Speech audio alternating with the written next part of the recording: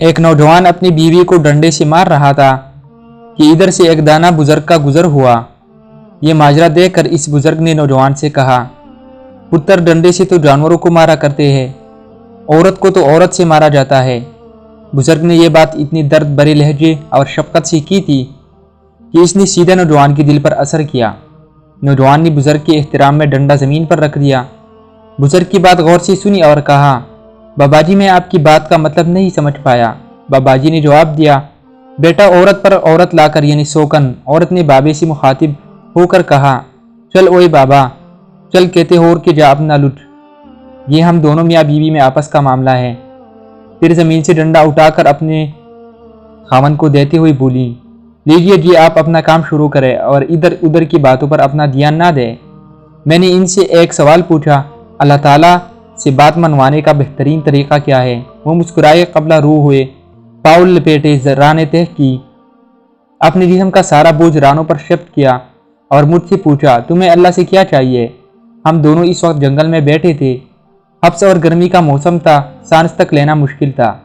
میں نے اوپر دیکھا، اوپر درختوں کے پتے تھے اور پتوں سے پرے گرم پگھلتا ہوا سورج تھا۔ میں نے مسکرا کر عرض کیا، اگر بادل آ جائے، ذرا سی ٹھنڈی ہوائیں چلنے لگے تو موسم اچھا ہو جائے گا۔ وہ ہنسے اور آہستہ سے بولے، لو دیکھو۔ وہ اس کی بات بیٹھے بیٹھے رکوع میں جھکے اور پنجابی زبان میں دعا کرنے لگے، اللہ جی کاکی کی دعا قبول کر، اللہ جی ہماری سن لیں۔ وہ دعا کرتے جاتے تھے اور جاتے تھے اور روتے جاتے تھے۔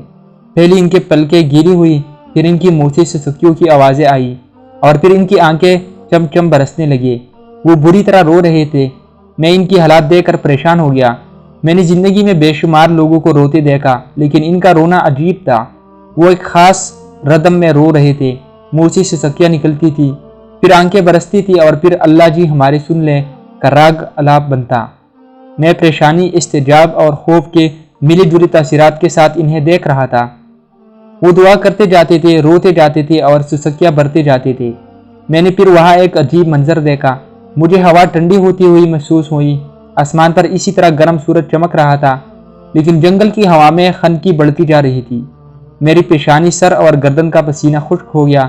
میرے سینے اور کمر پر رینگتے ہوئے قطرے بھی غائب ہو گئے۔ میں ٹھنڈی ہوا کو محسوس کر رہا تھا اور حیران ہو رہا تھا۔ میرے دیکھتے ہی دیکھتے پتوں نے تالیاں بجانا شروع کر دی، شاخیں ایک دوسرے کے ساتھ الجھنے لگے، پودے ہوا کی موسیقی پر ناچنے لگے اور پھر بادل کا ایک ٹکڑا کہیں سے آیا اور سورج اور ہمارے سر کے درمیان تن کر ٹھہر گیا۔ وہ رکے، دعا کے لیے ہاتھ اٹھائے اور شکر ادا کرنے لگے۔ وہ دیر تک اللہ جی آپ کا بہت شکر ہے، اللہ جی آپ کی بہت مہربانی ہے کہتے رہے۔ وہ دعا سے فارغ ہوئے، ذرا سا اوپر اٹھے، ٹانگیں سیدھی کی اور منہ میری طرف کر کے بیٹھ گئے۔ ان کی سفید داڑھی آنسوں سے تر تھی۔ انہوں نے کندھے سے رومال اتارا، داڑھی خشک کی اور پھر بولے، دیکھ لو اللہ نے اپنے دونوں بندوں کی بات مان لی۔ میں نے ان کا ہاتھ پکڑا، چوما اور پھر عرض کیا، بابا جی لیکن اللہ سے بات منوانے کا فارمولہ کیا ہے؟ اللہ کب، کیسے اور کیا کیا مانتا ہے؟ وہ مسکرائے، شہادت کی دونوں انگلیاں آنکھوں پر رکے اور پھر بولے، یہ دو آنکھیں فارمولہ ہے۔ میں خاموشی سے ان کی طرف دیکھتا رہا۔ وہ بولے، میں نے یہ فارمولہ اپنی ماں سے سیکھا۔ میں بچپن میں جب بھی کوئی بات منوانا چاہتا تھا تو میں رونے لگتا تھا۔ ماں سے میرا رونا برداشت نہیں ہوتا تھا۔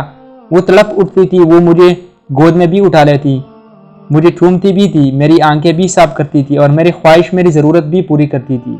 میں ماں کی اس کمزوری کا جی بھر کر فائدہ اٹھاتا تھا۔